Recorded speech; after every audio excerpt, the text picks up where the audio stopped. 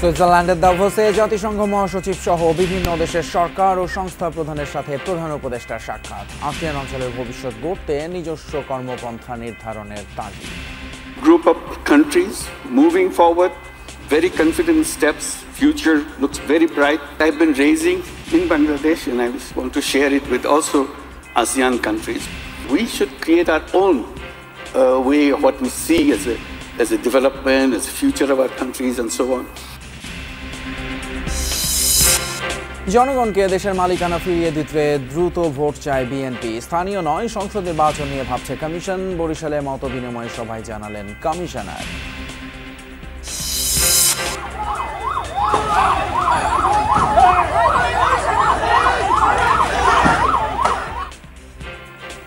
সাতক্ষীরা শ্যামনগর 144 ধারা ভঙ্গ করে বিএনপির দুই গ্রুপের সংঘর্ষ। হবিগঞ্জে আধিপত্য বিস্তারের সংঘাতে প্রাণ ছড়ল প্রবাসী। সমালোচনার মুখে ভ্যাট ট্যাক্স নিয়ে পিছু হটল এনবিআর। ওষুধ, মোবাইল ফোন, ইন্টারনেট এবং রেস্তোরাঁয় বর্ধিত সম্পূরক শুল্ক প্রত্যাহার।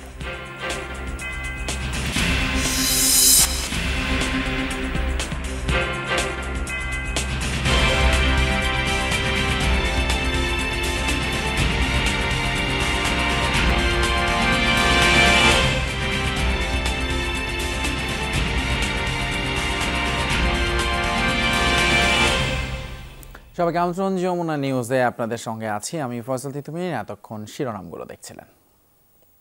আসিয়ানভুক্ত অঞ্চলের ভবিষ্যৎ গড়তে অনুকরণ বন্ধ করে নতুন কর্মপন্থা নির্ধারণের তাগিদ দিয়েছেন অন্তর্বর্তী সরকারের প্রধান উপদেষ্টা ডক্টর মোহাম্মদ ইউনুস।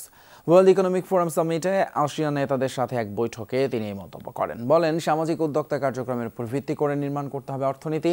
আসিয়ান ফ্রেমওয়ার্কের উল্লেখও থাকতে হবে। তরুণদের সামনে নিয়ে আসার ব্যাপারেও জোর দেন ডক্টর ইউনুস। সুইজারল্যান্ডের ডাভোসে ওয়ার্ল্ড ইকোনমিক ফোরাম সামিটে আসিয়ান নেতাদের সাথে একটি বৈঠকে অংশ নেন প্রধান উপদেষ্টা। সেই বৈঠকে ছিলেন মালয়েশিয়া ও ভিয়েতনামের প্রধানমন্ত্রীও। প্রধান উপদেষ্টা তার বক্তব্যে বলেন, আসিয়ান অঞ্চলের ভবিষ্যৎ গড়তে অন্ধ অনুকরণ বর্জন করে নিজস্ব কর্মপন্থা নির্ধারণ করতে হবে। গড়ে তুলতে হবে ভিন্ন এক সমাজ। সামাজিক উদ্যোক্তা কার্যক্রমের উপর ভিত্তি করে নির্মাণ করতে হবে অর্থনীতি। আর আসিয়ান ফ্রেমওয়ার্কে তার উল্লেখ থাকার ব্যাপারেও জোর দেন প্রধান উপদেষ্টা। What kind of future that we see for ourselves as a region, as a country? Do we follow the same footsteps that the West has done as a success and same development paradigm that we have learned? And I'm always saying, no, that's not the way we should do. We should create our own way of what we see as a development, as a future of our countries, and so on. The whole idea of social entrepreneurship comes how to create an economy based on social entrepreneurship. প্রধান উপদেষ্টা এ সময় তরুণদের সামনে আনার ব্যাপারে জোর দেন। বলেন, কর্মমুখী সমাজের বদলে উদ্যোক্তা কার্যক্রমমুখী সমাজের দিকে এগিয়ে যেতে তরুণদের বিকল্প নেই। কারণ তারাই নিত্য নতুন আইডিয়া সমাজের সামনে উপস্থাপন করবে। তাই তাদের সামনে নিয়ে আসতে হবে, যেটি বর্তমানে বাংলাদেশে হচ্ছে। Allowing the young people to take lead. This we have coming from Bangladesh, coming from the uprising of the young people from Bangladesh is very strong right now with us. They can bring their ideas and leadership and concepts to impact on the economy and the society as it together. ভিন্ন একটি সমাজ গড়ে তুলতে সামাজিক ব্যবসা তহবিল ব্যবহারের পরামর্শ দেন ডক্টর মোহাম্মদ ইউনুস। বলেন, শিক্ষা প্রতিষ্ঠানকে কাজে লাগিয়ে মানুষ উদ্যোক্তা হওয়ার প্রস্তুতি নিতে পারে। Creativity and entrepreneurship is built into the society, so we should not go away from that and follow this job-oriented society. The whole thing will be entrepreneurship-oriented society. Social business funds can be created so that the funds can be available to the young people. We go to the educational institution to prepare ourselves to become entrepreneur. বক্তব্যে প্রধান উপদেষ্টা বলেন, আসিয়ানভুক্ত অঞ্চল থেকেই ক্ষুদ্র ঋণের সূচনা ঘটেছিল। তানভীর মৌসুম, যমুনা নিউজ। এদিকে সুইজারল্যান্ড 4 দিনের সফরের দ্বিতীয় দিনেও ব্যস্ত সময় পার করছেন অন্তর্বর্তী সরকারের প্রধান উপদেষ্টা ডক্টর মোহাম্মদ ইউনুস। তিনি বৈঠক করেন জাতিসংঘের মহাসচিব, বেলজিয়ামের রাজা, থাইল্যান্ডের প্রধানমন্ত্রী সহ গুরুত্বপূর্ণ ব্যক্তিদের সাথে। এ সময় প্রধান উপদেষ্টা বাংলাদেশে বিদেশি বিনিয়োগ বাড়ানোর আহ্বান জানান। আর ফেব্রুয়ারিতে আরব আমিরাতে অনুষ্ঠিতব্য ওয়ার্ল্ড গভর্নমেন্ট সামিটে আমন্ত্রণ জানানো হয় ডক্টর ইউনুসকে। দাভোসে চলমান ওয়ার্ল্ড ইকোনমিক ফোরামের সম্মেলনে যোগ দিতে 4 দিনের সফরে সুইজারল্যান্ডে অন্তর্বর্তী সরকারের প্রধান উপদেষ্টা ডক্টর মোহাম্মদ ইউনুস। দ্বিতীয় দিনে দেশটিতে ব্যস্ত সময় পার করেন তিনি। জাতিসংঘ মহাসচিব অ্যান্তোনিও গুতেরেসের সাথে বৈঠক করেন প্রধান উপদেষ্টা ডক্টর ইউনুস। এছাড়া European central bank chief Christine লেগার্ডের সাথে সংক্ষিপ্ত আলাপচারিতায় যোগ দেন তিনি। সাইডলাইনে জার্মানির ফেডারেল চ্যান্সেলরি প্রধান এবং বিশেষ কার্যক্রম বিষয়ক ফেডারেল মন্ত্রী উলফগ্যাং স্মিডের সাথে বৈঠক করেন ডক্টর মোহাম্মদ ইউনুস। এছাড়াও প্রধান উপদেষ্টা বৈঠক করেন বেলজিয়ামের রাজা ফিলিপের সাথে। থাইল্যান্ডের প্রধানমন্ত্রী পেতংতার্ন সিনাওয়াত্রার সাথেও আলাদা মতবিনিময় করেন তিনি। পরে প্রধান উপদেষ্টার সঙ্গে বিভিন্ন সংস্থা ও রাষ্ট্রপ্রধানদের বৈঠকের বিষয়ে সাংবাদিকদের জানান প্রেস সচিব। UNHCR high commissioner for refugees Filippo Grandi আলোচনাটা ছিল যে কিভাবে বাংলাদেশের সাথে ওরা আরও নিবিড়ভাবে কাজ করতে পারে রোহিঙ্গা ক্রাইসিস নিয়ে। ফাইন্যান্সিয়াল টাইমসের একটা মিটিং ছিল। সাইডলাইনের এসব বৈঠকে কোন বিষয়গুলো গুরুত্ব পাচ্ছে তাও জানান প্রধান উপদেষ্টার প্রেস সচিব। আজকে অনেকগুলো মিটিং, 15-16টার মতো মিটিং। আজকের মিটিংয়ের মূল হাইলাইট হচ্ছে যে আপনি জানেন ড্যাভোসে অনেক বড় বড় সিইও আসেন যারা বিভিন্ন দেশের বিজনেস অপরচুনিটি এক্সপ্লোর করেন। তাদেরকে ইনভাইট করা, বাংলাদেশে এসে তারা যেন ইনভেস্ট করে। Bangladesh is now ready for business. এছাড়াও আরেকটি দ্বিপাক্ষিক বৈঠক হয় দুবাই কালচার অ্যান্ড আর্টস অথরিটির চেয়ারপারসন শেখা লতিফা বিনতে মোহাম্মদ বিন রশিদ আল মাকতুমের সাথে। বৈঠকে সংযুক্ত আরব আমিরাতে অনুষ্ঠিতব্য ওয়ার্ল্ড গভর্নমেন্ট সামিট 2025-এ অংশ নেওয়ার আমন্ত্রণ পান প্রধান উপদেষ্টা, যেটি অনুষ্ঠিত হবে 11 থেকে 13 ফেব্রুয়ারি। অন্তর্বর্তী সরকারের 3 তরুণ উপদেষ্টাকে নিয়ে যাওয়ার অনুরোধ জানানো হয় বৈঠকে। তানভীর মৌসুম, যমুনা নিউজ। এছাড়া প্রধান উপদেষ্টা ডক্টর মোহাম্মদ ইউনুস ইউরোপীয় কেন্দ্রীয় ব্যাংকের প্রেসিডেন্ট ক্রিস্টিন ল্যাগার্ডের সহযোগিতা চেয়েছেন যাতে শেখ হাসিনার স্বৈরতান্ত্রিক শাসনের সময় দেশ থেকে চুরি হওয়া $1 বিলিয়ন পুনরুদ্ধার করা যায়। বুধবার ডাভোসে ওয়ার্ল্ড ইকোনমিক ফোরামের বার্ষিক সভার সাইডলাইনে ল্যাগার্ডের সাথে সাক্ষাৎ করেন প্রধান উপদেষ্টা। ডক্টর ইউনুস ক্রিস্টিন ল্যাগার্ডকে জানান শুধুমাত্র দেশের ব্যাংকিং ব্যবস্থা থেকে প্রায় $17 বিলিয়ন স্বৈরশাসক ঘনিষ্ঠ অলিগার্কদের মাধ্যমে বাইরে নিয়ে যাওয়া হয়েছে এবং হাসিনার 15 বছরের শাসন আমলে প্রতি বছর $16 বিলিয়ন বিদেশে পাচার হয়েছে। ল্যাগার্ড জানান তিনি অর্থ পুনরুদ্ধারে অন্তর্বর্তী সরকারের প্রচেষ্টাকে সমর্থন করবেন এবং বাংলাদেশকে IMF এর সহায়তা নেওয়ার পরামর্শ দেন যাতে অর্থ ফেরত নিয়ে তা দেশে ফিরিয়ে আনা যায়। আলোচনায় তারা জুলাই বিদ্রোহ এবং বাংলাদেশের সংস্কার উদ্যোগ নিয়েও আলোচনা করেন। এছাড়া ল্যাগার্ড বাংলাদেশের শিক্ষা প্রতিষ্ঠানগুলোর প্রতি তার সমর্থনের কথাও জানান। আওয়ামী লীগ জাতির সাথে বারবার বেইমানি করেছে, তাই আগামী নির্বাচনে অংশ নিতে হলে তারা গণতন্ত্রে বিশ্বাস করে সেটার প্রমাণ দিতে হবে, এমন মন্তব্য করেছেন বিএনপির স্থায়ী কমিটির সদস্য মঈন খান। অন্য এক আলোচনায় স্থায়ী কমিটির আরেক সদস্য আমির খসরু মাহমুদ চৌধুরী বলেন গণতান্ত্রিক প্রক্রিয়ার বাইরে গিয়ে সংস্কারের সুযোগ নেই। আর নজরুল ইসলাম খানের মতে সংস্কার চলমান প্রক্রিয়া, তাই অবাধ সুষ্ঠু নির্বাচনের জন্য যতটুকু প্রয়োজন ততটুকু সম্পন্ন করেই ভোট আয়োজন করতে হবে। যুক্তরাজ্য বিএনপির সহসভাপতি আবেদ রাজাকে সাথে নিয়ে জিয়াউর রহমানের সমাধিতে শ্রদ্ধা জানান দলের স্থায়ী কমিটির সদস্য ডক্টর আব্দুল মঈন খান। এ সময় তিনি দাবি করেন আওয়ামী লীগ কখনো স্বাধীনতার সপক্ষের শক্তি ছিল না।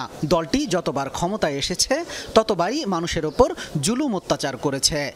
তারা নির্বাচন আগামীতে করবে কি করবে না সেটা তো প্রশ্ন নয়, প্রশ্ন হচ্ছে আগে আওয়ামী লীগ সত্যিকার অর্থে তারা গণতন্ত্রে বিশ্বাস করে কিনা তার পরীক্ষা আগে আজকে বাংলাদেশে 18 কোটি মানুষ। বিএনপি চেয়ারপারসনের কার্যালয়ে মহাসচিব মির্জা ফখরুল ইসলাম আলমগীরের সঙ্গে বৈঠক করে খেলাফত মজলিস। বৈঠক শেষে ব্রিফ করেন স্থায়ী কমিটির সদস্য নজরুল ইসলাম খান। বলেন নির্বাচনের জন্য যতটুকু সংস্কার জরুরি সেটা শেষ করে অবিলম্বে নির্বাচন দেওয়া উচিত। সংস্কার তো আমরাও চাই, কিন্তু আমরা বলছি সব সংস্কার কখনোই শেষ করা যায় না। এর জন্য যেসব সংস্কার প্রয়োজন গুরুত্বপূর্ণ এই সংস্কারগুলি তো আমরাও চাচ্ছি এবং সেটা যত দ্রুত সম্ভব। এটাকে ঝুলিয়ে রাখা ঠিক হবে না। জাতীয় প্রেস ক্লাবে এক আলোচনা সভায় দলের আরেক নেতা আমির খসরু মাহমুদ চৌধুরী বলেন জনগণকে দেশের মালিকানা ফিরিয়ে দিতে অবিলম্বে নির্বাচন দিতে হবে। ভোটের বাইরে অন্য কিছু করতে গেলেই জনমনে সন্দেহ দেখা দেবে। রাজনৈতিক দলগুলোকে জনগণের কাছে যেতে হবে আগামী নির্বাচনে, তারা কি কি করতে চায় জনগণের ম্যান্ডেট নিয়ে সংসদে আনতে হবে, সেই সংসদ সিদ্ধান্ত নেবে। এর বাইরে যদি কোনো সিদ্ধান্তে কেউ যেতে চায় সেটা হবে অগণতান্ত্রিক, সেটা হবে দেশের মানুষের চিন্তার বিরুদ্ধে। জুলাই আগস্ট আন্দোলনের সফলতা নিয়ে বিভক্তি কাম্য নয়, তাই আবারও সব রাজনৈতিক দলগুলোকে ঐক্যবদ্ধ থাকার আহ্বান জানান বিএনপির অন্যতম এই নেতা। জবাবদিহিতা থেকে বাইরে যেতে পারেন না, কারণ তাকে সেই জনগণের কাছে যেতে হয় বারবার। শামীম রেজা, যমুনা নিউজ, ঢাকা। স্থানীয় সরকার নয়, আগে জাতীয় সংসদ নির্বাচন নিয়ে ভাবছে নির্বাচন কমিশন। বরিশালে এমনটাই জানিয়েছেন কমিশনার আব্দুর রহমান এল মাসুদ। জাতির সামনে সবচেয়ে বড় ফোকাস হচ্ছে সংসদ নির্বাচন, পার্লামেন্ট নির্বাচন। আমরা মূলত এখন জাতীয় সংসদের নির্বাচন নিয়েই বেশি ভাবছি। সঠিক, সুন্দর, মানুষের কাছে গ্রহণযোগ্য একটা নির্বাচন দেওয়ার জন্য প্রতিশ্রুতিবদ্ধ এবং আমরা এই লক্ষ্যেই এগিয়ে যাচ্ছি। 144 ধারা ভঙ্গ করে সাতক্ষীরার শ্যামনগরে সংঘর্ষে জড়ালো বিএনপির দুই পক্ষ, যাতে আহত হয়েছে অন্তত 4 জন। বিকেলে পৌরসভার ইসমাইলপুর এলাকায় এই ঘটনা ঘটে। প্রত্যক্ষদর্শীরা জানায়, উপজেলা এবং পৌর বিএনপির নতুন কমিটি ঘিরে বেশ কদিন ধরে উত্তেজনা বিরাজ করছিল। বুধবার সদ্য বিলুপ্ত উপজেলা বিএনপি কমিটির সাধারণ সম্পাদক সুলাইমান কবির বাস টার্মিনাল এলাকায় শান্তি সমাবেশ ডাকলে তাতে বাধা হয়ে দাঁড়ায় একই কমিটির সভাপতি আব্দুল ওয়াহেদের কর্মী সমর্থকরা। আইনশৃঙ্খলা পরিস্থিতির অবনতির শঙ্কায় বিকেল 3টা থেকে 6টা পর্যন্ত পৌর এলাকায় 144 ধারা জারি করে উপজেলা প্রশাসন। তবে তা উপেক্ষা করেই সংঘর্ষে জড়ায় দুই পক্ষ। এ সময় বিএনপি নেতাকর্মী সহ আহত হয় পথচারী এবং আনসার সদস্য। তবে ঘটনাস্থলে থাকা সেনা এবং পুলিশ সদস্যরা পরিস্থিতি নিয়ন্ত্রণে আনে বলে নিশ্চিত করেছেন উপজেলা নির্বাহী কর্মকর্তা রনি খাতুন। পরবর্তী নির্দেশ না দেওয়া পর্যন্ত পৌর এলাকায় বলবৎ থাকবে 144 ধারা।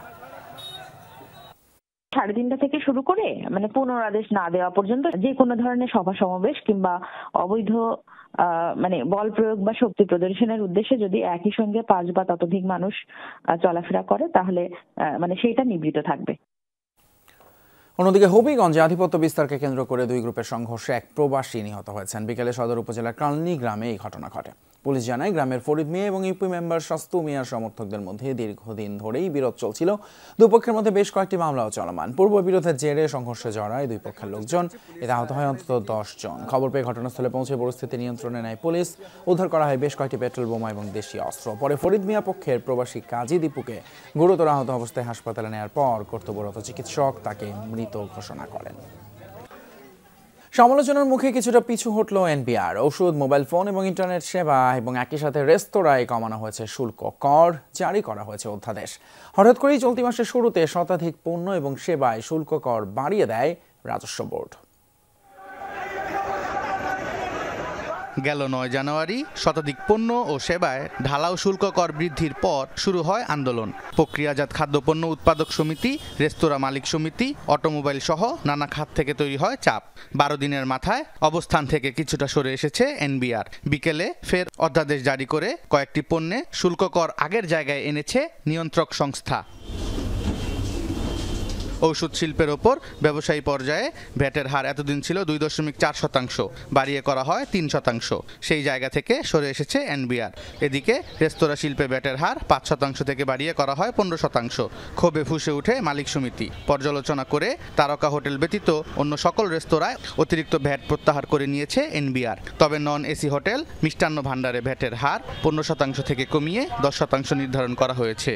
আমরা টিকে থাকতে চাই। বেসিক্যালি আমরা চাই বিজনেসটা নরমাল হওয়ার আগ পর্যন্ত যেন সরকার কোনো হঠকারী সিদ্ধান্ত না নেয়। মোটর গাড়ির গ্যারেজ এবং ওয়ার্কশপের ওপর ভ্যাট 5% বাড়িয়ে করা হয়েছে 15%। তবে মালিকদের আন্দোলনের চাপে তা আগের জায়গায় নেওয়া হয়েছে। আমাদের ব্যবসার অবস্থা খুবই খারাপ যাচ্ছে। আমরা ইম্পোর্ট করতে পারছি না। আমাদের ডলার সংকট, আমাদের বিদেশ থেকে বিভিন্ন গাড়ির রিকন্ডিশন পার্টস, তারপর বডি পার্টস, রিকন্ডিশন ইঞ্জিন, সেই ক্ষেত্রে আমাদের বাংলাদেশে অলরেডি হ্যাং হয়ে আছে বিষয়গুলো। মোবাইল ফোন ও ইন্টারনেট সেবায় নতুন করে সম্পূরক শুল্ক 3% বৃদ্ধি করে জাতীয় রাজস্ব বোর্ড। বিভিন্ন সংগঠনের দাবি বিবেচনায় নিয়ে তা প্রত্যাহার করা হয়। নিজস্ব ব্র্যান্ডের পোশাক ব্যতীত অন্যান্য পোশাক বিপণনের ওপর অতিরিক্ত আরোপিত ভ্যাট তুলে নেওয়া হয়েছে। তবে নিজস্ব ব্র্যান্ডের তৈরি পোশাক বিপণন সেবায় ভ্যাটের হার 15% থেকে হ্রাস করে 10% নির্ধারণ করেছে রাজস্ব বোর্ড। ভ্যাট আপনার কত ইনসিডেন্সের পর আপনি একটু দেখেন ভালো করে। আমরা যেগুলো বাড়িয়েছি, এই যে চশমার ভ্যাট বাড়ি, চশমা 125 টাকাতে পৃথিবীর কোন দেশে চশমা পাওয়া যায়? তার ওখান থেকে 15 টাকা বাড়বে। খাবেন 600-700 টাকা, 20 টাকা আপনি দেবেন না ভ্যাট। এক কাপ কফি খাবেন, ওখানে 15 টাকা দিতে আপনার বাদে। তো এইরকম যদি থাকে, অ্যাটিটিউড থাকে, তবে তো ডিফিকাল্ট। এখনও প্রায় 100টি পণ্য এবং সেবায় ভোক্তাদের গুনতে হবে বাড়তি শুল্ক কর। ধীরে ধীরে বাড়ছে নানান পণ্যের দাম। কন্টিনিউয়াসলি সরবরাহটা। সোভান চৌধুরী, যমুনা নিউজ, ঢাকা। জুলাই গণ অভ্যুত্থানের পর জনসাধারণ নতুন স্বপ্ন দেখতে শিখেছে। সামনের দিনগুলোতে যেন তরুণ প্রজন্ম ব্যর্থ না হয়, এজন্য সতর্ক থাকতে হবে, এমন মন্তব্য করেছেন যুব এবং ক্রীড়া উপদেষ্টা আসিফ মাহমুদ সজীব ভূঁইয়া। দুপুরে ফিকরুন্নেসা নুন স্কুল অ্যান্ড কলেজে তারুণ্যের উৎসব 2025 অনুষ্ঠানে নতুন বাংলাদেশ গড়ার লক্ষ্যে তারুণ্যের ভাবনা বিষয়ক আলোচনায় যোগ দেন তিনি। আহতদের উদ্দেশ্যে আসিফ মাহমুদ বলেন, তাদের লড়াই আন্দোলনকে বেগবান করার জন্য গুরুত্বপূর্ণ ভূমিকা রেখেছে। জুলাই গণ অভ্যুত্থানের মাধ্যমে বাংলাদেশের নতুন প্রজন্ম প্রমাণ করেছে তারুণ্যের শক্তি হারিয়ে যায়নি। সারা দেশে স্কুল কলেজে তারুণ্যের উৎসব করা হবে বলে ঘোষণা দেন ক্রীড়া উপদেষ্টা। দীর্ঘ অবরোধের পর নবীনগর চন্দ্রা মহাসড়কে যান চলাচল স্বাভাবিক রয়েছে। এর আগে বেক্সিমকো ইন্ডাস্ট্রিয়াল পার্কের শ্রমিকরা টানা 5 ঘন্টা মহাসড়ক অবরোধ করলে দেখা দেয় যানজট। অন্যদিকে গ্রামীণ ফেব্রিক্স কারখানায় শ্রমিকদের লাগিয়ে দেয় আগুন নিয়ন্ত্রণে এনেছে ফায়ার সার্ভিস। পুলিশ জানায়, বেক্সিমকো ইন্ডাস্ট্রিয়াল পার্কের সকল কারখানা খুলে দেওয়ার দাবিতে দুপুর থেকে সন্ধ্যা পর্যন্ত মহাসড়ক অবরোধ করে বিক্ষোভ করে বন্ধ কারখানার শ্রমিকরা। পরে বিক্ষুব্ধ শ্রমিকরা বেশ কয়েকটি যানবাহন ভাঙচুর এবং যাত্রীবাহী বাস সহ 2টি যানবাহনে অগ্নিসংযোগ করে। এক পর্যায়ে তারা গাজীপুরে গ্রামীণ ফেব্রিক্স কারখানার ভেতরে প্রবেশ করে আগুন ধরিয়ে দেয়। খবর পেয়ে পরিস্থিতি নিয়ন্ত্রণে আনে আইনশৃঙ্খলা বাহিনী। ফায়ার সার্ভিসের 3টি ইউনিটের ঘণ্টাখানেকের চেষ্টায় নিয়ন্ত্রণে আসে আগুন। 4 দফা দাবিতে রাজধানীর শাহবাগ মোড়ে সড়ক অবরোধ করে বিক্ষোভ করেছেন মেডিকেল অ্যাসিস্ট্যান্ট ট্রেনিং স্কুলের শিক্ষার্থীরা। দুপুর 1টার দিকে সাধারণ ম্যাথস শিক্ষার্থী ঐক্য পরিষদের ব্যানারে শাহবাগ মোড় অবরোধ করে অবস্থান নেন তারা। 5 ঘন্টার অবরোধে চরম ভোগান্তি পোহাতে হয় সড়কে চলাচলকারীদের। ম্যাথসের কেন্দ্রীয় সমন্বয়ক জানান, 7 দিনের মধ্যে দাবি মেনে নেওয়া না হলে কঠোর আন্দোলনে যাবেন তারা। 4 দফা দাবিতে সাধারণ ম্যাথস শিক্ষার্থী ঐক্য পরিষদের ব্যানারে শাহবাগ মোড়ে অবস্থান নেন মেডিকেল অ্যাসিস্ট্যান্ট ট্রেনিং ইনস্টিটিউট ম্যাথসের শিক্ষার্থীরা। সড়ক অবরোধ করে 5 ঘন্টা চলে শিক্ষার্থীদের অবরোধ। তারা জানান, দীর্ঘদিন ধরে দাবি তুলে ধরা হলেও তা নজরে নিচ্ছেন না সংশ্লিষ্ট কর্তৃপক্ষ। এ সময় 4টি দাবি তুলে ধরেন তারা। হাজার হাজার বেকার রয়েছে, কর্মসংস্থান রয়েছে, সেখানে আমাদেরকে ইউজ না করে নন মেডিকেল পার্সন ইউজ করতেছে। আমরা চাই অনিত বিলম্বে আমাদের এই নিয়োগ দেওয়া হোক। আমি বিএমডিসি রেজিস্ট্রেশন ধুইয়া কি পানি খাবো? আজকে 12 বছর নিয়োগ নাই। আমি পড়াশোনা শেষ করেছি আজকে 10 বছর হলো, অথচ 10 বছরের ভিতর আমি একটাও নিয়োগ পাই নাই। আপনার গ্রামে, আপনার উপজেলা, আপনার ইউনিয়নে কয়টা গ্রাজুয়েট ডাক্তার আছে? ওই জায়গায় কারা চিকিৎসা দিচ্ছে? ওই জায়গায় চিকিৎসা দেওয়ার মতো কি কেউ আছে? আন্দোলনের কারণে শাহবাগের সড়কে যান চলাচল একেবারে বন্ধ হয়ে যায়। এতে চরম ভোগান্তিতে পড়ে সাধারণ মানুষ। রাস্তায় অনেক জ্যাম, অনেক দুর্ভোগ হইতেছে, জনগণ অনেক কষ্ট করতেছে। বিএমপি কোন, আমলি কোন, আর হইল ছাত্ররা কোন, সবে একেবারে কেউ জনগণের চিন্তা করে না। এই যে হাজার হাজার গাড়ি আটকে রয়েছে, আইন শৃঙ্খলা বাহিনী নাই, লোক নাই, একটা গাড়ি কিভাবে যাইব, কোনো ডিসিপ্লিন নাই। হয়তো এরা সমাবেশ করতেছে, একটা সাইড করে করুক। স্বাস্থ্য মন্ত্রণালয় থেকে ফিরে ম্যাথসের কেন্দ্রীয় সমন্বয়ক জানান, 7 দিনের মধ্যে তাদের দাবি মেনে নেওয়া না হলে আবারও কঠোর আন্দোলনে নামবেন তারা। অল্প সময়ের ভিতরেই আমাদের তারা দাবি বাস্তবায়ন করবেন। 7 দিনের ভিতরে যদি আমাদের দাবি বাস্তবায়ন করা না হয়, আমরা সারা বাংলাদেশকে একত্রিত করে ঢাকা টু লং মার্চে আমরা ঘোষণা করব ইনশাআল্লাহ। স্বাস্থ্য মন্ত্রণালয়ের পক্ষ থেকে দাবি দেওয়া মেনে নেওয়ার আশ্বাস দিলে সন্ধ্যায় অবরোধ তুলে নেয় শিক্ষার্থীরা। হাসিবুল করিম বিজয়, যমুনা নিউজ, ঢাকা। মালয়েশিয়া থেকে কর্ম প্রক্রিয়া চূড়ান্ত হলে বাংলাদেশে আটকে পড়া কর্মীদের পাঠানোর ব্যবস্থা করা যাবে বলে জানিয়েছেন প্রবাসী কল্যাণ সচিব মোহাম্মদ রুহুল আমিন। চলতি বছরের এপ্রিলের মধ্যেই এই সমস্যার সমাধান হতে পারে বলে আশাবাদী তিনি। এর আগে গত বছর সব প্রক্রিয়া সম্পন্ন করেও মালয়েশিয়া যেতে না পারা কর্মীরা কারওয়ান বাজারে অবস্থান নেন। পরে পুলিশি বাধার মুখে প্রবাসী কল্যাণ ভবনের সামনে সড়ক অবরোধ করেন তারা। সকাল থেকেই কারওয়ান বাজার মোড়ে মালয়েশিয়া গমনেচ্ছু কর্মীদের অবস্থান। আন্দোলনকারীদের অভিযোগ, মালয়েশিয়া যেতে ভিসা সহ সব প্রক্রিয়া সম্পন্ন করেছেন তারা।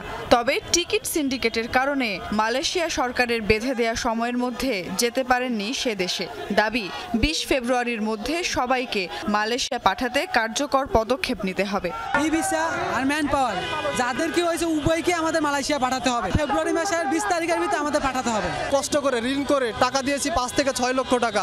আমাদের কাছে 1 মাস, 2 মাস, 3 মাস সময় নিচ্ছে, কিন্তু আমাদের আমাদের তো দিন যাচ্ছে না। আত্মীয় স্বজন আমাদের খোঁজখবর নেয় না, আমরা ফোন দিলে আত্মীয় স্বজন আমাদের ফোন রিসিভ করে না, হয়তো ভাবে যে ওরা টাকা যাচ্ছে। নিশ্চিত একটা ডেট যে কবে যাইতে পারবো এরকম একটা নিশ্চয়তা আমাদের দিচ্ছে না। তাদের অবস্থান কর্মসূচি এখানে না করে তারা যেন কনসার্ন অথরিটির কাছে গিয়ে তাদের অনুরোধটি জানায় তাদের প্রতিনিধির মাধ্যমে, এই অনুরোধটি করেছি। কারণ বাজারে অবস্থানের কিছুক্ষণ পরেই পুলিশ আন্দোলনকারীদের সেখান থেকে সরিয়ে দেয়। এ সময় উত্তেজনাকর পরিস্থিতি তৈরি হয়। এক পর্যায়ে মিছিল নিয়ে প্রবাসী কল্যাণ ভবনের সামনে এসে অবস্থান নেন তারা। পরে সংশ্লিষ্টদের আশ্বাসে সাময়িকভাবে রাস্তা ছেড়ে দেন। সময় চাইতে 2 ঘন্টার জন্য, তাই আমরা এখন মানববন্ধন থেকে আমরা রাস্তা অবরোধ থেকে মানববন্ধনে দাঁড়াবো। এরপরে 2 ঘন্টার পরে আপনাদেরকে সাথে নিয়ে আমরা সবাই এটার একটা সুরাহ করে তারপরে আমরা ঘরে ফিরবো। এই সমস্যা নিয়ে প্রবাসী কল্যাণ সচিব বলেন, কর্মপ্রক্রিয়া চূড়ান্ত করে এপ্রিল থেকেই কর্মীদের মালয়েশিয়া পাঠানোর প্রক্রিয়া শুরু হতে পারে। এরই মধ্যে 81% কর্মীকে টাকা ফেরত দেওয়া হয়েছে বলেও জানান তিনি। গত 2-1 দিন আগের ডেটা অনুযায়ী 81% লোকের কিন্তু টাকা ফেরত দিয়েছে। এটা কর্মীরা লিখে দিয়েছে এবং সেই কাগজ একদম স্ট্যাম্পের কাগজ আমাদেরকে দিয়েছে। ফেব্রুয়ারিতেই আশা করছি আমরা মোডালিটিটা ঠিক করতে পারবো। আশা করি মার্চ এপ্রিল নাগাদ আমার মনে হয় যে আমরা ব্রেক থ্রু করতে পারবো। আশ্বাস পেয়ে বিদেশ যাওয়ার স্বপ্ন বুকে নিয়ে ঘরে ফিরে গেছেন আন্দোলনকারীরা। প্রত্যাশা কথা রাখবে প্রবাসী কল্যাণ মন্ত্রণালয়। সুমাইয়া ঐশী, যমুনা নিউজ, ঢাকা। আন্তর্জাতিক অপরাধ ট্রাইব্যুনালে জুলাই আগস্টে সংঘটিত হত্যাকাণ্ডের বিচারের এখতিয়ার নিয়ে সাবেক সেনা কর্মকর্তা জিয়াউল হাসানের আবেদন খারিজ করে দিয়েছেন আদালত। বিচারপতি মোহাম্মদ গোলাম মর্তুজার মজুমদারের নেতৃত্বে 3 সদস্যের ট্রাইব্যুনাল এই আদেশ দিয়েছেন। একই সাথে তাকে মামলা থেকে অব্যাহতির আবেদনও খারিজ করে দেওয়া হয়। ফলে আন্তর্জাতিক অপরাধ ট্রাইব্যুনালে জুলাই হত্যাকাণ্ডের বিচারে কোনো বাধা নেই বলছেন চিফ প্রসিকিউটর। ছাত্র জনতার আন্দোলন দমনে জুলাই আগস্টে দেশ জুড়েই এমন হত্যাযজ্ঞ চালায় আওয়ামী লীগ সরকারের পুলিশ বাহিনী। আইন শৃঙ্খলা বাহিনীর সাথে ছাত্রলীগ যুবলীগের গুলিতে প্রাণ হারায় প্রায় 2000 ছাত্র শ্রমিক দিনমজুর। আওয়ামী সরকারের পতনের পর এসব হত্যাকাণ্ডকে গণহত্যা দাবি করে আন্তর্জাতিক অপরাধ ট্রাইব্যুনালে শুরু হয় বিচার কার্যক্রম। তবে এ ট্রাইব্যুনালের বিচারের এখতিয়ার নিয়ে প্রশ্ন তুলে গত 20 ডিসেম্বর আবেদন করেন গুম এবং গণহত্যায় গ্রেফতার এনটিএমসির সাবেক পরিচালক অবসরপ্রাপ্ত মেজর জেনারেল জিয়াউল হাসান। 2 পক্ষের শুনানি শেষে এ আবেদন খারিজ করে দেন ট্রাইব্যুনাল। চিফ প্রসিকিউটর বলেন, জুলাই আগস্ট হত্যাকাণ্ডের সাথে বিগত 16 বছরে সংঘটিত গুম খুনের বিচারও সম্ভব এই ট্রাইব্যুনালে। Crimes against humanity, war crimes সংক্রান্ত যে আইন 1973 সালের ক্রাইমস ট্রাইব্যুনাল অ্যাক্ট, এটাকে একটা ব্ল্যাঙ্কেট প্রোটেকশন দেওয়া হয়েছে যে এই আইনে যার বিচার হচ্ছে সেই রকম কোনো ব্যক্তি মৌলিক অধিকার দাবি করে হাইকোর্ট ডিভিশনে বা সাংবিধানিক আদালতে কোনো পিটিশনই করতে পারে না। গুমের মাধ্যমে যে কাজগুলো করা হয় সেগুলো আইনে যেহেতু ছিল, সুতরাং গুমের বিচার আগের আইন দিয়েই করা সম্ভব ছিল। তারপরে অধিকতর ক্লারিটির জন্য এই শব্দটা পরে যুক্ত করা হয়েছে। আদেশে বলা হয়, এখতিয়ার চ্যালেঞ্জের আবেদন শুনানির সুযোগ নেই ট্রাইব্যুনালের, সাংবিধানিক আদালতে যাওয়ার পরামর্শ দেওয়া হয়। আর্টিকেল 47-এ শুরু করে দেওয়া আছে যুদ্ধ অপরাধীদের বিচারের জন্য। এটাই হচ্ছে বেসিক জিনিস। আমি যুদ্ধ অপরাধী না, যদি মনে করে যে হ্যাঁ ওনারা ট্রাইব্যুনাল করবেন অবশ্যই করতে পারেন নতুন করে, কিন্তু এই ট্রাইব্যুনালটা শুধুমাত্র গঠিত হয়েছিল 1971 সালে যুদ্ধ অপরাধীদের বিচার করার জন্য। ব্রিফিংয়ে ট্রাইব্যুনালের চিফ প্রসিকিউটর অভিযোগ করেন, বিদেশে বসে বিদ্বেষমূলক বক্তব্য দিয়ে মামলার সাক্ষীদের ভয়ভীতি প্রদর্শন করছেন সাবেক প্রধানমন্ত্রী শেখ হাসিনা।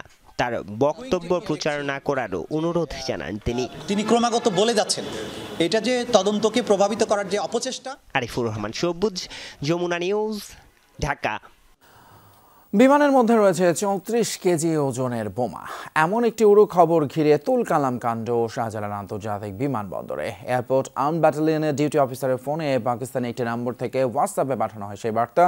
ইতালির রোম থেকে ঢাকায় আসা বিমান বাংলাদেশের ফ্লাইট ঘিরে ব্যাপক নিরাপত্তা তল্লাশি চালায় যৌথ বাহিনী এবং বোম ডিসপোজাল ইউনিট।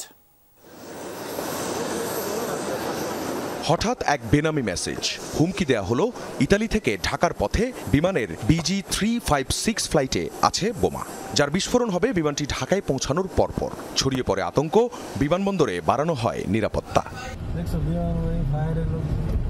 এমন পরিস্থিতির মধ্যেই সকাল 9:20 হযরত শাহজালাল আন্তর্জাতিক বিমানবন্দরে অবতরণ করে বিমানটি। সাথে সাথেই নামিয়ে আনা হয় যাত্রীদের, চলে তল্লাশি। এরপর দীর্ঘ 4.5 ঘন্টার অপেক্ষা। বাইরে আতঙ্কিত যাত্রীদের স্বজনেরা। 11টা বাজে কথা হয়েছে, এরপর আর কথা হয় নাই। তারপর ওই যে নাম্বারে ফোন দিয়েছিল, নাম্বারও বন্ধ আছে। এখানে এসে জানছে, ফ্লাইটে কেউ জানছে না, নামায় পরে জানা হয়েছে। এদিকে ভেতরে তখন চলছে বিমান, যাত্রী ও সবার ব্যাগেজ তল্লাশি। অবশেষে দুপুর 2টা থেকে একে একে বেরিয়ে আসেন তারা। জানান বোমার বিষয়ে কিছুই জানতেন না।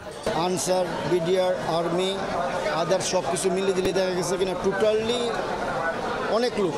তখন আমাদের বিমানবালা যারা আছে তারা শান্তশিষ্ট করে বললো যে আমাদের এখানে বিশেষ সমস্যা, আপনারা কোনো লাগেজ, হ্যান্ড লাগেজ কোনো কিছু ধরতে পারবেন না, ওনারা আসবে আপনাদের নিয়ে যাবে। ভয় তো থাকবেই, এরকম শুনে তো ভয় থাকবেই নর্মালি।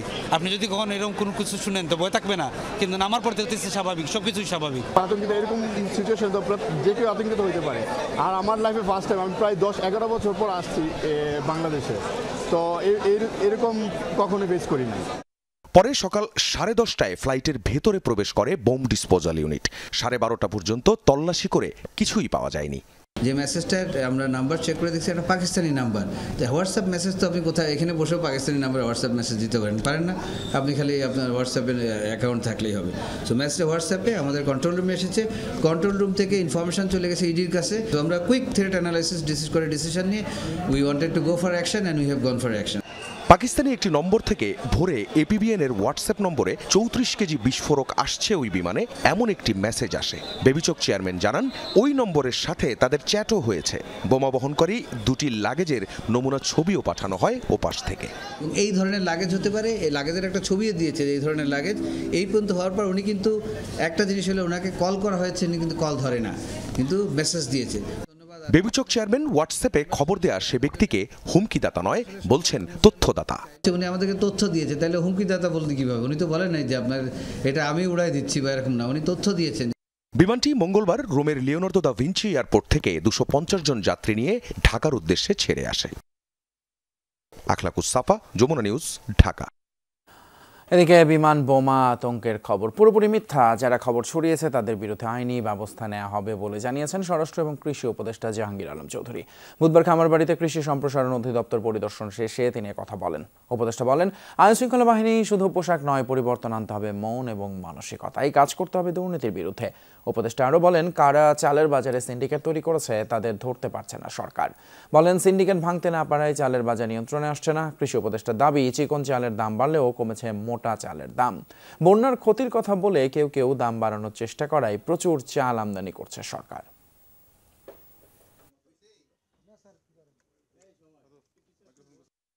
কোনো কিছুই তো হয় নাই, ওটা একটা মিথ্যা সংবাদের ভিত্তিতে। এরকম তো মিথ্যা সংবাদ আগে দেখলো মিথ্যা সংবাদ, এই জন্য আপনারা বলছেন যে আপনারা কারেক্ট সংবাদ দিবেন এবং আমরা সাথে সাথে অ্যাকশন নিব। সংবাদটা দিয়েছে তাদেরকে শনাক্ত করার চেষ্টা করা হচ্ছে এবং শনাক্ত করলে তাদের আইনের আওতায় আনা হবে। পোশাক পরিবর্তনের সময় একটা কথাই বলছি, আপনার মন এবং মানসিকতা যদি পরিবর্তন না হয় কোনো কিছুই হবে না। পোশাক দিয়ে তো হয় না, মন এবং মানসিকতা পরিবর্তন হবে। আমাদের থেকে দুর্নীতিটা কমাতে হবে। আপনারা দুর্নীতির এগেনস্টে ফাইট করেন, এই দুর্নীতিটা কমাতে পারলে সব কিছু আল্লাহ দিলে ভালো হয়ে যাবে। ঢাকা বিশ্ববিদ্যালয় এলাকায় ঝুলন্ত অবস্থায় এক ব্যক্তির মরদেহ উদ্ধার করেছে পুলিশ, তবে তাৎক্ষণিকভাবে সকালে তার নাম পরিচয় জানা যায়নি। সকাল 9:30 শাহবাগ থানা পুলিশ ফায়ার সার্ভিসের সহযোগিতায় মরদেহটি উদ্ধার করে। স্থানীয়রা বলছেন ওই ব্যক্তি ভবঘুরে, মানসিক ভারসাম্যহীন। পুলিশের ধারণা আত্মহত্যা, তবে এই ঘটনায় শাহবাগ থানায় অপমৃত্যুর মামলা হয়েছে। বুধবার সকাল 7:30 ঢাকা বিশ্ববিদ্যালয়ের গণিত বিভাগের উল্টো পাশের মেহগনি গাছে ঝুলন্ত অবস্থায় এক ব্যক্তিকে দেখতে পায় পথচারীরা। বিষয়টি শাহবাগ থানা পুলিশকে জানায় তারা। পরে ফায়ার সার্ভিসের সহায়তায় ওই ব্যক্তিকে গাছ থেকে নামিয়ে ঢাকা মেডিকেলে পাঠায় পুলিশ। দায়িত্বরত চিকিৎসক তাকে মৃত ঘোষণা করেন। স্থানীয়রা জানান ওই ব্যক্তি ভবঘুরে থাকতেন, ফুটপাতেই ছিল মানসিক সমস্যাও। তাদের ধারণা মঙ্গলবার দিবাগত রাতে ওই গাছে উঠে গলায় ফাঁস দেয় সে।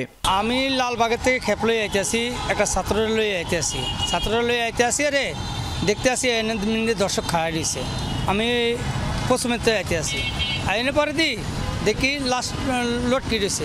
সকাল 8:30টার ঘটনা। আমরা আসি, আমি মেডিকেলের পেশেন্ট, তো আসছি আইসা দেখলাম যে এখানে একটা লাশ ঝুলতেছে, বয়সটা তাকরিবান 35 থেকে 40।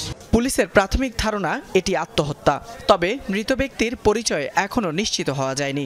পরিচয় শনাক্তে কাজ করছে পুলিশ। আমি ফায়ার সার্ভিসের সাথে যোগাযোগ করি, পরবর্তীতে ফায়ার সার্ভিস বংশাল স্টেশনের সহায়তায় আমরা গাছ থেকে লাশটি নামাই এবং ঢাকা মেডিকেল কলেজ হসপিটালে নিয়ে আসি ইমার্জেন্সি বিভাগে। পরবর্তীতে কর্তব্যরত ডাক্তার তাকে মৃত ঘোষণা করেন। এরপরে আমরা লাশটা মর্গে লিখেছি, যেহেতু অজ্ঞাতনামা লাশ, আমরা আমাদের সিআইডি ক্রাইম সিমেনের মাধ্যমে তার নাম ঠিকানা যাচাইয়ের চেষ্টা করছি। এ ঘটনায় শাহবাগ থানায় একটি অপমৃত্যুর মামলা হয়েছে। ময়নাতদন্তের জন্য মরদেহ পাঠানো হয়েছে ঢাকা মেডিকেল কলেজ হাসপাতালের মর্গে। ফয়সাল মাহমুদ, যমুনা নিউজ, ঢাকা। সীমান্তে ভারতের আগ্রাসনের প্রতিবাদে চাঁপাইনবাবগঞ্জে বিক্ষোভ মিছিল এবং মানববন্ধন হয়েছে। বুধবার বিকেলে শিবগঞ্জের কালীগঞ্জ বাজারে এই মানববন্ধন অনুষ্ঠিত হয়। এর আগে বিভিন্ন গ্রাম থেকে বিক্ষোভ মিছিল নিয়ে মানববন্ধনে যোগ দেয় ক্ষুব্ধ গ্রামবাসী। বক্তারা বলেন, চৌকা সীমান্তের নোম্যান্স ল্যান্ডে কাঁটাতারের বেড়া নির্মাণ এবং কিরণগঞ্জ সীমান্তে ফসল নষ্টসহ সাউন্ড গ্রেনেড ছুড়ে আন্তর্জাতিক আইনের লঙ্ঘন করেছে বিএসএফ।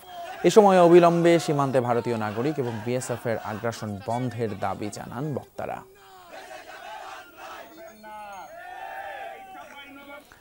পুলিশের সাবেক মহাপরিদর্শক বেনজির আহমেদের ক্যাশিয়ার হিসেবে পরিচিত জসিমউদ্দিনের শাস্তির দাবিতে কক্সবাজারে বিক্ষোভ এবং সমাবেশ করেছে বিএনপির নেতাকর্মী ও স্থানীয় জনতা।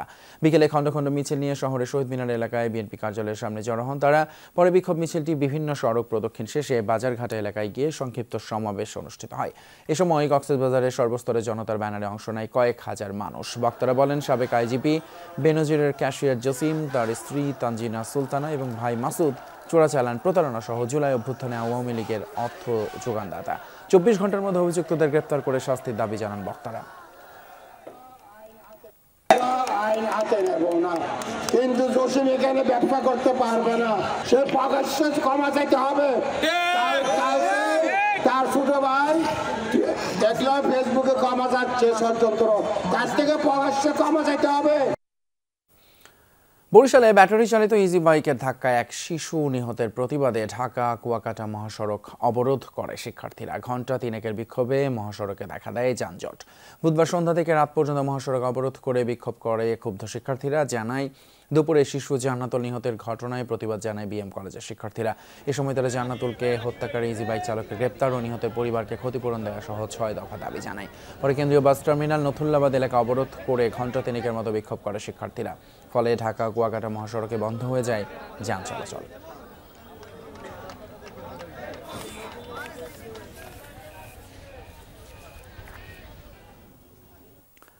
গাইবান্ধার গোবিন্দগঞ্জে আগুনে পুড়ে গেছে 10টি বসতঘর। নগদ অর্থ, মোটরসাইকেল ক্ষতিগ্রস্তদের পাশাপাশি মারা গেছে 7টি গরুও। স্থানীয়রা জানায়, বুধবার বিকেলে হঠাৎ করে নীলকণ্ঠপুর গ্রামের বাসিন্দা শাহ আলমের বাড়িতে আগুন দেখতে পায় তারা। মুহূর্তেই তা ছড়িয়ে পড়ে আশপাশের বসতঘরে। নগদ অর্থ, স্বর্ণালঙ্কার সহ মোটরসাইকেল পুড়ে যায়, তবে অগ্নিকাণ্ডের কারণ এখনও জানা যায়নি।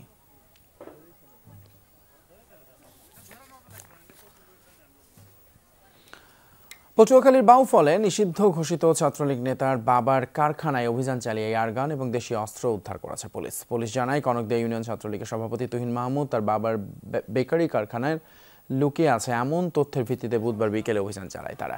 ছাত্রলীগ নেতাকে না পেলেও একটি এয়ারগান ও কয়েকটি দেশীয় অস্ত্র উদ্ধার করা হয়। অনাকাঙ্ক্ষিত ঘটনা এড়াতে ছাত্রলীগ নেতার বাবা খলিল মাস্টারকে হেফাজতে নিয়েছে পুলিশ।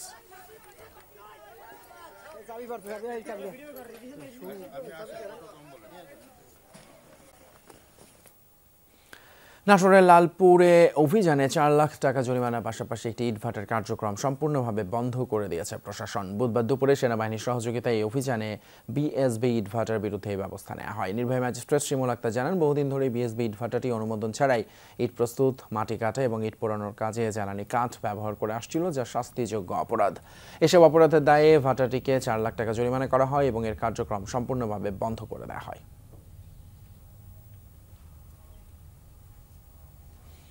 বাজারে খাদ্যপণ্যের দাম নিয়ন্ত্রণে 10 লাখ টন চাল এবং গম আমদানি করছে সরকার। খাদ্য পরিকল্পনা এবং পরিধারণ কমিটির সভা শেষে খাদ্য উপদেষ্টা এই তথ্য জানিয়েছেন। দাবি করেন, চালের দামের অস্থিরতা কমেছে, তবে দাম আরও কমলে ভালো হতো। অন্যদিকে অর্থ উপদেষ্টা বলেন, ভবিষ্যৎ বিবেচনা করে চাল ও গমের মজুদে গুরুত্ব দিচ্ছে সরকার। খাদ্যের মজুত কম, বাড়ছে দাম। এমন পরিস্থিতি বিবেচনা করে সচিবালয়ে খাদ্য পরিকল্পনা ও পরিধারণ কমিটির বিশেষ সভা। আলোচনা হয় সার্বিক খাদ্য ও বাজার পরিস্থিতি নিয়ে। ঘাটতি বিবেচনায় জোর দেয়া হয় আমদানির উপর। খাদ্য মন্ত্রণালয়ের তথ্য অনুযায়ী বর্তমানে 8,82,000 মেট্রিক টন চাল আর গম মজুদ আছে 3,41,000 টন। এ অবস্থায় আরও 10 লাখ টন চাল ও গম আমদানি করছে সরকার। এর মধ্যে চাল প্রায় 7 লাখ আর গম 3 lakh ton. Bharat, Pakistan, Myanmar, Vietnam ও রাশিয়া থেকে এসব খাদ্যপণ্য আমদানি করা হচ্ছে বলে জানিয়েছেন উপদেষ্টারা। এতে চালের আমদানি খরচ পড়বে প্রতি কেজিতে 60 টাকার মতো। হাউসে ঘাটতি হয়েছে, আমনও ঘাটতি হয়েছে। চাল এবং গম দিয়ে প্রায় 10 লাখ টনের মতো আমাদের আমদানি পাইপলাইন আছে। আমরা যেমন নেবারিং কান্ট্রি থেকে আনলে আমাদের সবচেয়ে কম দামে পড়ে। পাশাপাশি অন্যান্য সোর্স যেগুলি আছে এগুলির থেকে দাম একটু বেশি হলেও আমরা মাল্টিপল সোর্স থেকে আমরা আনার জন্য ইয়ে করব। আমাদের জাজমেন্টে আমাদের পরিস্থিতি সন্তোষজনক। বাজারে সেটা রিফ্লেকশন হয়তো কতটা পড়েছে না পড়েছে সেটা জানি, কিন্তু গুদামজাত যেটা আছে করছে সেগুলো আমরা দেখেছি যে স্টক ভালো। আর আমাদের স্ট্র্যাটেজিটা হলো যে কন্টিনিউয়াসলি সরবরাহটা নিশ্চিত করা। চাল সহ নিত্যপণ্যের দাম বাড়তি থাকলেও দুই উপদেষ্টাই বাজার নিয়ন্ত্রণে আছে বলে দাবি করেছেন। দাম কিন্তু এখন বাড়ছে না, মাঝে বেড়েছিল, এখন কিন্তু ক্রমান্বয়ে কমছে। মোটা যে চালটা স্বর্ণা বা গুটি স্বর্ণা চালটা 52 টাকা থেকে হয় এবং ক্রমান্বয়ে এটা কমে আসছে।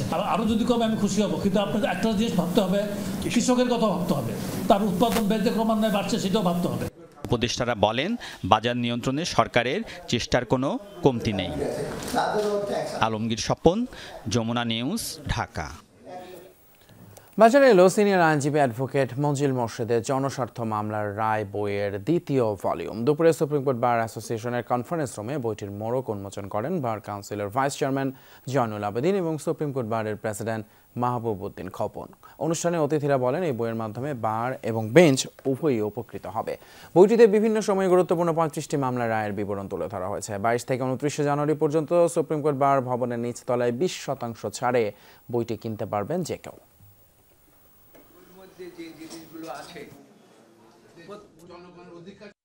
এটা সকল দেশের মানুষের উন্নয়নের জন্য লিখেছেন এবং আমার আগামী দিনে যে সমস্ত ভাই বোনেরা এই পেশায় আসবেন তারা এখান থেকে জ্ঞান অর্জন করবে। আপনারা উদ্যোগ গ্রহণ করুন, সমস্ত আইনজীবীদেরকে ঐক্যবদ্ধ করে ভবিষ্যতে যারা আমরা ভালো যোগ্য সৎ আইনজীবী তৈরি করতে পারি সেই ব্যাপারে যেন ওনারা যথেষ্ট ভূমিকা রাখেন। AKS Khan Pharmaceuticals Danish Investment Fund for Developing Countries IFU থেকে 12.5 মিলিয়ন মার্কিন ডলার নিয়োগ পেয়েছে। বুধবার রাজধানীর একটি 5 তারকা হোটেলে চুক্তি স্বাক্ষর অনুষ্ঠানে উপস্থিত ছিলেন উভয় পক্ষের দায়িত্বশীলরা। এই বিনিয়োগের মাধ্যমে 80টি শাখা সম্প্রসারণ এবং 30টিরও বেশি নতুন ডায়াগনস্টিক সেন্টার চালু করবে AKS Khan Pharmaceuticals। IFU এর এই বিনিয়োগের ফলে আগামী 5 বছরের মধ্যে প্রতি বছরে 8 মিলিয়ন রোগীর কাছে উন্নত মানের স্বাস্থ্যসেবা পৌঁছে দিতে সক্ষম হবে বলে মনে করছে দুই পক্ষ।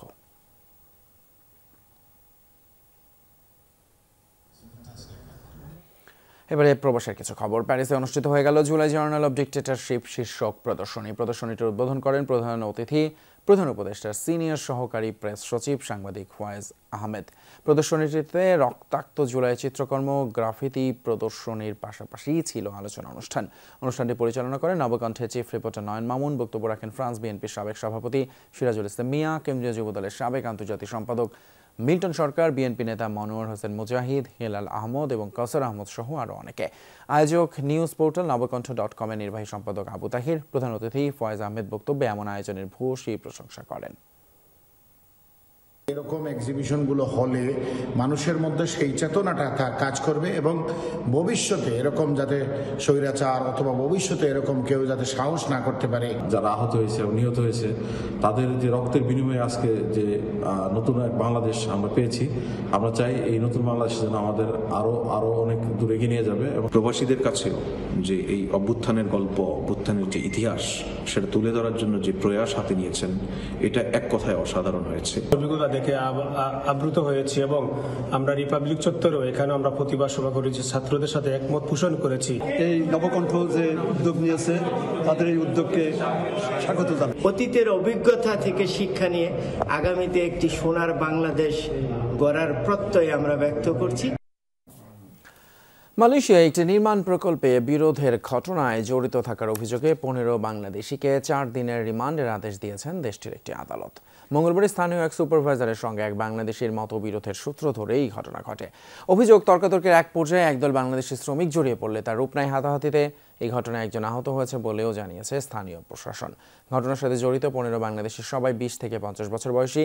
বুধবার বালিকপুলা ম্যাজিস্ট্রেট কোর্টের বিচারক চিয়া হুই তেং 4 দিনের রিমান্ডের আদেশ দেন। মালয়েশিয়া টি-20 বিশ্বকাপ টুর্নামেন্টে খেলতে যাওয়া বাংলাদেশ অনূর্ধ্ব-19 নারী ক্রিকেট দলকে সংবর্ধনা দিয়েছে দেশটির বাংলাদেশ হাই কমিশন। মঙ্গলবার কুয়ালালামপুরে সংবর্ধনা অনুষ্ঠানে ক্রিকেটারদের অভ্যর্থনা জানান হাই কমিশনের মোহাম্মদ শামীম আহসান এবং তার সহধর্মিনী। এ সময় বাংলাদেশ দলের 18 জন ক্রিকেটার ছাড়াও ক্রিকেট বোর্ডের পরিচালক নাজবুল আবেদিন সহ কোচিং স্টাফের সদস্যবৃন্দ, মালয়েশিয়ার জাতীয় ক্রিকেট দলের ক্যাপ্টেন জনাব সৈয়দ আজিজ এবং বাংলাদেশ হাই কমিশনের অন্যান্য কর্মকর্তারা উপস্থিত ছিলেন। অনুষ্ঠানে ক্রিকেট দলের ক্যাপ্টেন সুমাইয়া এবং বোর্ডের ঊর্ধ্বতন কর্মকর্তারা বক্তব্য রাখেন।